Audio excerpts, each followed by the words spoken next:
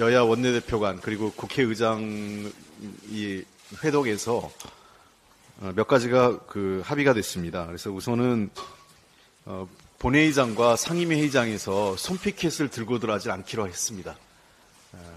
그동안 반복적으로 여야가 입장이 바뀔 때마다 손피켓을 들고 들어가고 그로 인해서 회의가 파행되는 것이 반복적으로 있었기 때문에 앞으로 회의장 안에는 본회의장이든 상임위 회의장이든 손피켓을 들고 들어가지 않는다 이렇게 결정을 했고요.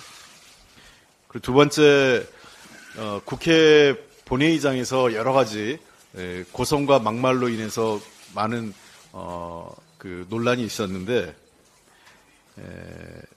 두 가지 경우에서는 더 이상 우리가 어떤 이 회의 중에 고성을 하거나 또는 다른 형태의 발언을 이 플로어에서 하지 않기로 했습니다. 첫 번째는 대통령의 시정연설, 그리고 두 번째는 여야 교섭단체 대표연설 시에는 플로어에 있는 자리에 앉아 있는 의원들이 별도의 발언을 하지 않는 말씀을 하지 않는 것으로 우리가 일종의 신사협정 같은 것을 제안을 했고 여야가 이에 대해서 합의했습니다. 그래서 앞으로는 그러한 일이 발생하지 않도록 저희들도 노력을 하겠고요.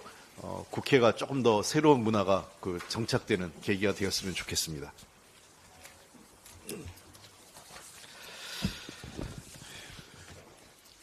네, 윤석열 정부의 재정 운영이 매우 비상식적입니다.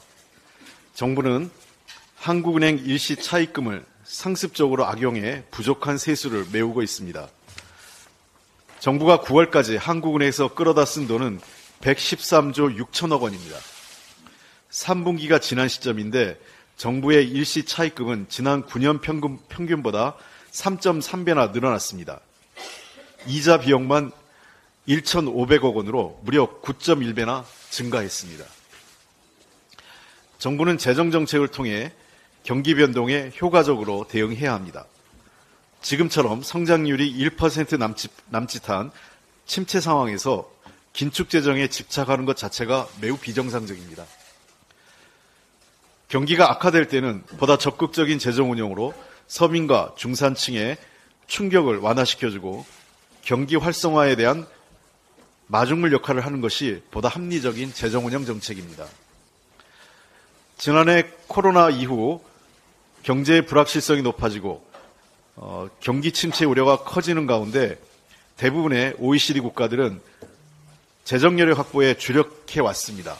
그런데 이러한 세계적 추세와는 정반대로 우리 윤석열 정부는 낙수효과라는 이미 실패한 경제관념에 사로잡혀 대기업과 초부자 감세로 일관하면서 스스로 재정운영 수단을 상실했습니다. 우크라이나 전쟁 그리고 최근의 중동 전쟁과 같이 대외 여건이 급격하게 불확실성이 높아지면서 고환율, 고유가, 고금리 그리고 높은 인플레이션이라는 사중고에 지금 경제가 어려움을 겪고 있는데 정부는 이에 대해서 어떠한 대책도 내놓지 못하고 있습니다. 정부는 한국은행 일시 차입금에만 의존하고 안정적 세수 확보나 적극적인 재정 운영 정책은 내놓지 못하고 있습니다. 재정 여력이 없으니 지출 억제를 위해 청년, 여성 등 사회 취약계층 예산 삭감이 우선입니다. 정부의 재정 실패 책임을 국민에게 전가하는 꼴입니다. 국민들은 이제 허리를 졸라맬 여력조차 없습니다.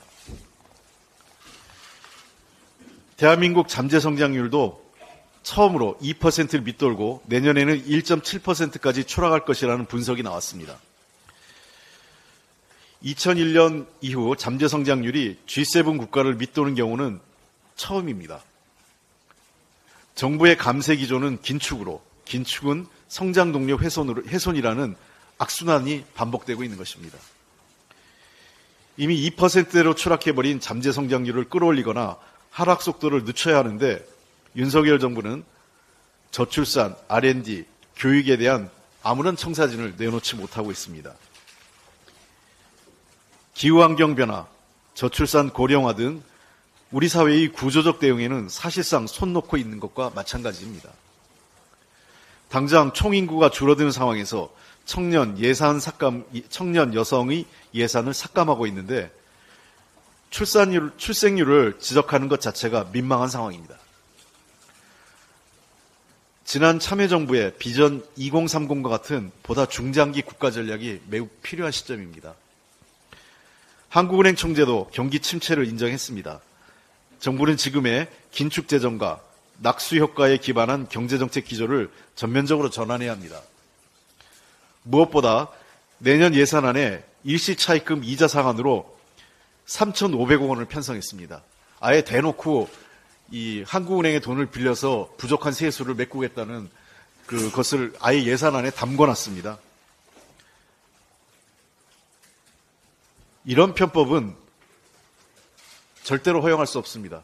정부는 이런 편법에 의존하지 말고 근본적인 세수 안정 그리고 재정 대책을 세워서 제시해 주기 바랍니다. 민주당은 국민의 고통을 담보로 한 정부의 이자 상환 예산 3천억 이상 감액하고 한국은행의 일시차입금 제도 취지에 맞게 쓰이도록 국고금 관리법 개정 등 관련 제도를 보완하겠습니다. 반성 없는 정권의 전방위적 방송 장악 시도에 강력하게 유감을 표합니다.